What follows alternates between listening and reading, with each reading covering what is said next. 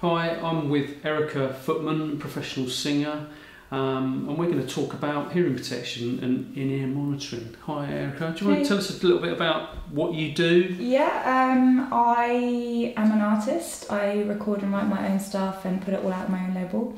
I also do backing vocals for various people. I've toured with MIKA for about 3 years.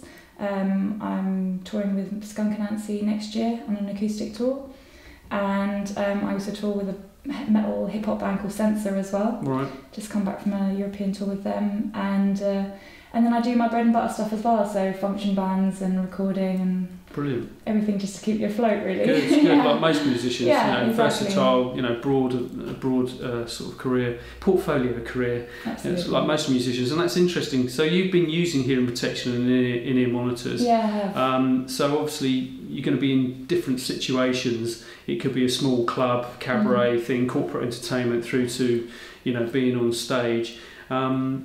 Just talk a little bit about hearing protection, of just the sort of filter type hearing protection that you use. At the moment, I use the ACSs, the ones that have been specifically made for singers as well, which give you a bit more top end. Okay. And actually, they really have helped quite a bit, because I always find whenever I put hearing protection in when I'm singing, I feel very detached from the band, and it's really hard to kind of get that vibe. And occasionally, I have to slip it out a little bit just to kind of get a bit more vibe, and especially if the monitoring is really, really bad. But generally, it really, really helps. And I especially really enjoy it for gigs. I wear them all the time for gigs. I never go to a gig now without wearing my ACSs. Great. Yeah. Because that's the occlusion effect that we were talking about before. That's obviously like sticking fingers in your ears. Singers have a real problem with that. So obviously not having so much attenuation, all the ones that you've got, the Pro Series,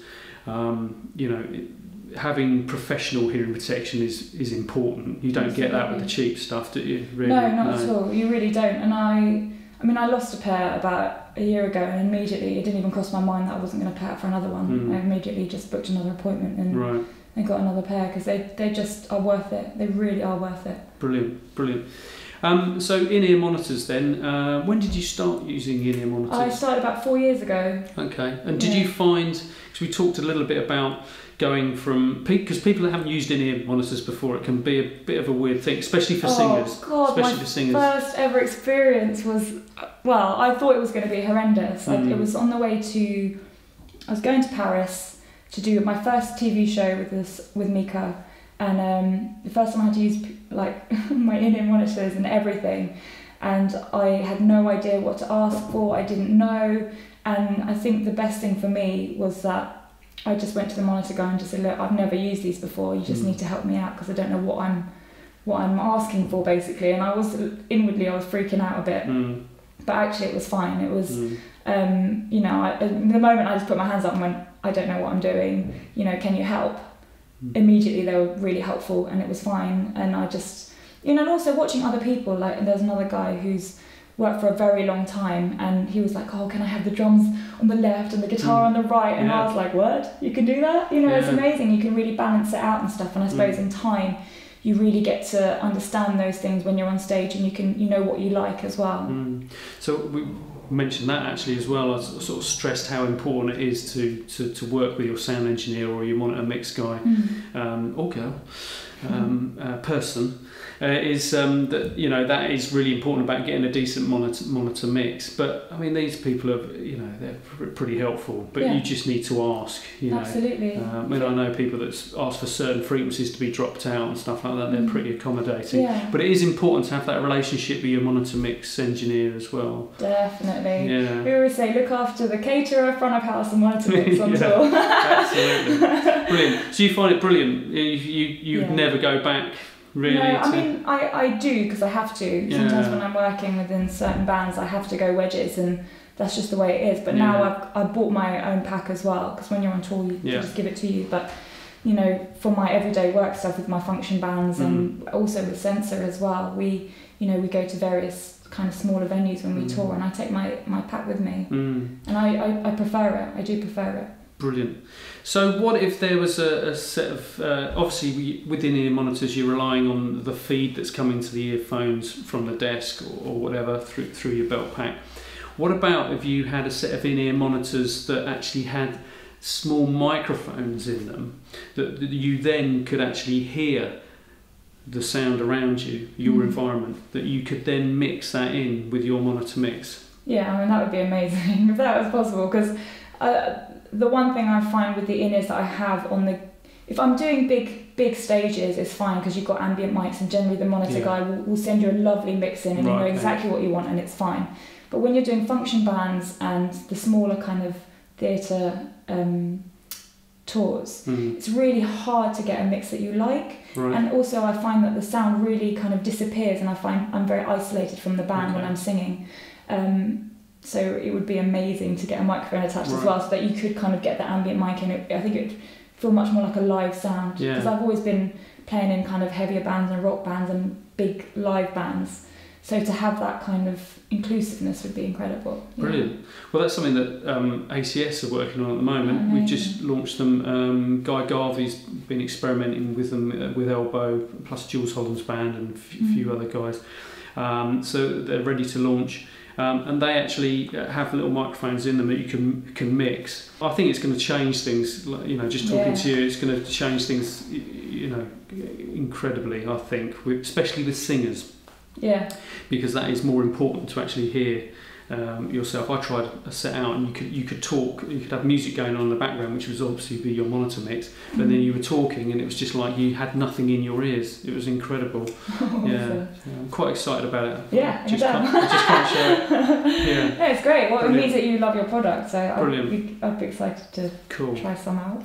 And I think we're going to use you. Yeah, well, yeah, absolutely.